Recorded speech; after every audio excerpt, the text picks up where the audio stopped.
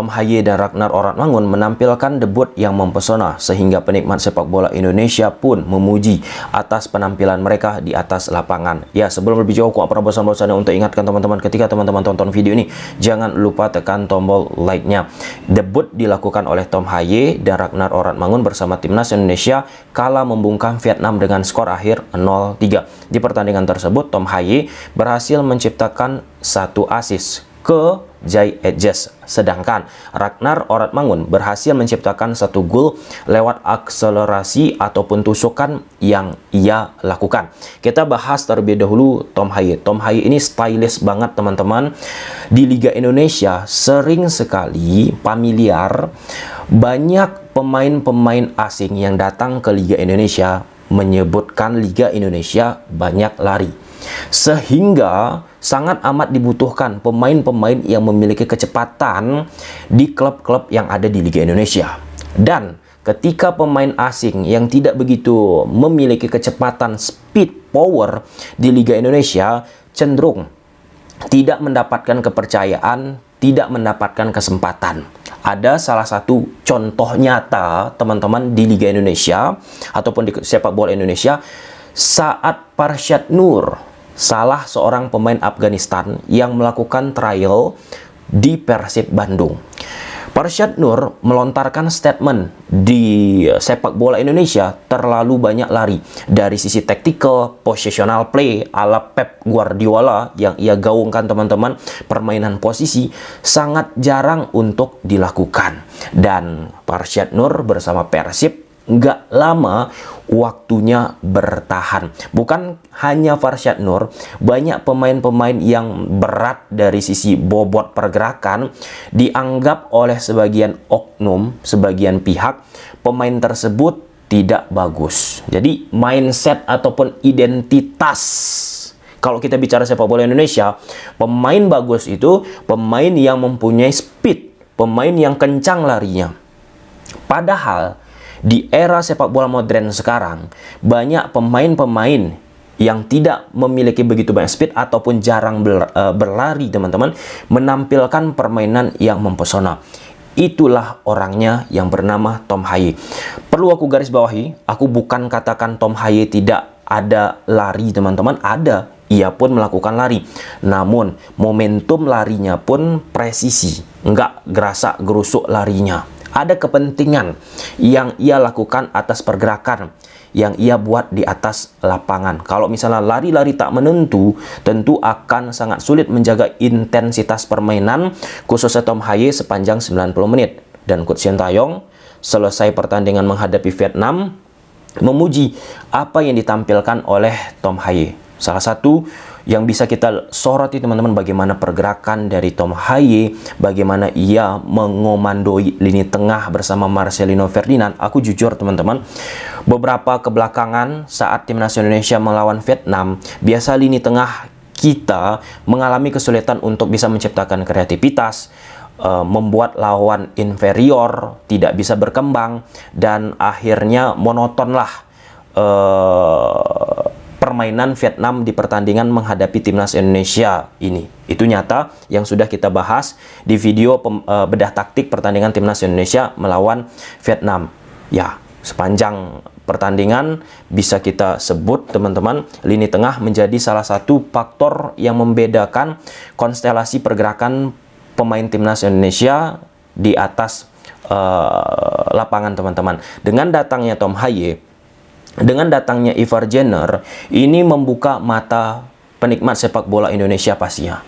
Nah, mungkin ada sebagian orang yang masih berpikir pemain yang bagus itu speed kencang. Ya, ada beberapa pemain memang speed kencang bagus teman-teman. Tapi kita nggak bisa mendiskreditkan pemain yang tidak memiliki kecepatan, pemain yang tak bagus. Jadi mindset itu please hilangkan. Ivar Jenner termasuk yang tidak terlalu banyak juga speed ia tampilkan, tapi positioning play, visi misinya, ini yang paling penting. Visi misinya bagaimana ia mengkoneksikan antara lini belakang, lini tengah, sampai lini depan. Untuk case yang dilakukan oleh Tom Haye teman-teman, sangat prima, membuat dua gelandang di tengah dari Vietnam kesulitan untuk menandingi apa yang dilakukan oleh Tom Haye dengan menggunakan full sepatu hitam, kemudian kaos kaki pendek, pergerakan yang stylish banget, yang tidak gerasak gerusuk, memang menunjukkan bagaimana perbedaan ya teman-teman sepak bola iklim yang ada di Eropa dengan sepak bola yang ada di Indonesia, yang peran-peran ataupun style dari Tom Haye ini bersinar di sepak bola Eropa. Nah, contoh lagi yang kita sebutkan tadi, Farshad Nur. Farshad Nur itu di Afghanistan jadi salah satu pemain penting. Tapi pas udah datang ke sepak bola Indonesia karena kebanyakan lari, ya you know lah, tidak mendapatkan kesempatan. Good job untuk Tom Haye. Ekspektasi besar ditujukan tentunya kepada Tom Haye, plus dengan pujian yang disampaikan oleh Coach Sintayong, semoga Tom Haye terus bisa melakukan akselerasi, apalagi ini Tom Haye bersama timnas Indonesia baru sebentar saja. Ya, dari beberapa pemain keturunan yang dimiliki oleh timnas Indonesia ini memang benar-benar berkualitas. Kenapa aku katakan berkualitas? Pemain berkualitas itu ketika datang langsung bisa tune in secepat mungkin. Jay Edges, Nathan Joaon, kemudian ada Tom Haye, Ragnar, dan banyak lagi pemain keturunan kita. Itu salah satu hal yang patut kita syukuri teman-teman. Nggak perlu terlalu banyak beradaptasi. Nggak mudah loh dengan ya mereka baru datang dan memahami apa yang diinginkan oleh Coach Sintayong, tapi mereka langsung bisa mengaplikasikan di atas lapangan. Dan Coach Sintayong juga bilang kan, pemain sekarang di timnas Indonesia sudah memahami filosofi yang dimiliki oleh Coach Sintayong. Itu salah satu poin yang akhirnya timnas Indonesia kita pun bisa terus berkembang. Pemahaman yang dimiliki pemain bagaimana menyikapi taktikal yang sudah ditumpahkan dari sesi training. Oke, kemudian yang kedua, Ragnar Oratmangun. Ragnar Oratmangun ini pernah kita bahas secara khusus teman-teman, bagaimana posisinya, bagaimana pergerakannya, dan dia salah satu pemain yang skillful. Kalau di dunia sepak bola modern, pemain ini sering dijuluki sebagai needle player, pemain jarum yang bisa melakukan akselerasi tusukan. Nah, salah satu yang membuat aku kagum teman-teman, apa yang ia lakukan, menusuk ya, melewati defensif dari Vietnam sehingga berhasil menciptakan 2 gol, dan itu pun menjadi fokus concern dari Philipp Troscher yang sudah dipecat sekarang setelah melihat akselerasi dari Ragnar, yang dimana defensif dari Vietnam terlalu mudah memberikan space terhadap Ragnar.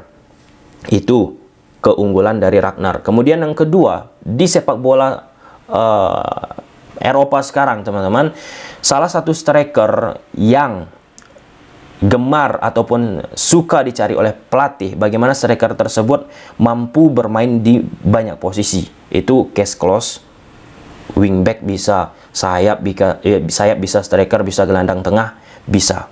Dan salah satu bagaimana mempesona Ragnar ini teman-teman, pemahaman hybridnya.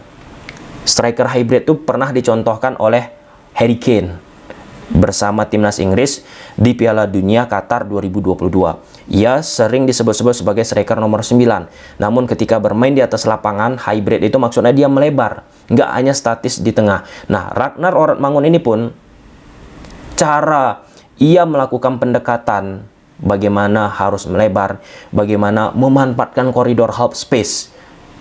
Ini penting. Di lapangan itu ada beberapa bagian, wide area sebelah kiri, wide area sebelah kanan, sisi kelebaran teman-teman. Kemudian ada half space kiri, lebih dalam daripada kelebaran kelebaran lapangan. Kemudian ada half space kanan tentunya, dan daerah tengah, daerah center. Nah, Ragnar Oratmangun termasuk salah seorang striker yang sangat ataupun cukup baik lah ya, bisa aku katakan, untuk mengisi koridor half space. Tinggal pemahaman dari pemain-pemain timnas Indonesia di atas lapangan bagaimana memanfaatkan koridor half space, yang menurut penelitian sepak bola sekarang teman-teman, koridor yang sangat-sangat bisa mematikan, melumpuhkan pertahanan lawan. Itu bagaimana kita mengekspos koridor half space. Koridor half space timnas Indonesia bukan diekspos saat Vietnam melakukan attacking, menarik Jay Edges lewat pergerakan tanpa bola, kemudian Tien Lin masuk ke koridor half space yang ditinggalkan oleh Jay Edges. Ya, tentu ini baru permulaan penampilan yang dilakukan oleh Ragnar dan Tom Haye bersama timnas Indonesia. Dan selanjutnya kita akan masih menunggu aksi cemerlang yang dilakukan oleh Tom Haye, Orat Mangun, kemudian pemain-pemain lainnya di timnas Indonesia. Salah satu yang akhirnya membuat aku semakin menarik, aku rasa teman-teman, di atas lapangan, bagaimana performa pemain-pemain timnas Indonesia pun dengan adanya pemain keturunan ini meningkat. Nah, Nathan Joaon tertangkap kamera memberikan instruksi kepada Witan, ataupun memberikan masukan lah ya. Di situ secara nggak langsung ditekankan kepada Witan untuk mengikuti ritme ataupun konsentrasi ataupun apalah. Kemudian Jay Ejes sering sebagai komando memberikan masukan-masukan kepada pemain timnas Indonesia, dan Coach Sintayong juga termasuk komunikatif banget apa yang dimiliki oleh Jay Ejes. Kemudian Ragnar Orat Mangun, pemain-pemain keturunan kita. Nah, secara garis besar itu akan membantu perkembangan pengetahuan sisi taktikal yang di sepak bola Indonesia mungkin sudah mencoba optimal menerapkan taktikal di Eropa, sudah lebih jauh meninggalkan pemahaman taktikal yang ada di sepak bola di Asia Tenggara. Ya, sepak bola Asia Tenggara terus melakukan progres teman-teman dengan datangnya pemain keturunan ini. Aku bersyukur sekali mereka bisa memberikan vibes positif dan membuat perkembangan permainan timnas Indonesia terus merangsak ke posisi yang lebih baik lagi. Oke, gimana menurut teman-teman soal penampilan Tom Haye dan Ragnar Orat Mangun? Coba silahkan tulis di kolom komentar. Bye.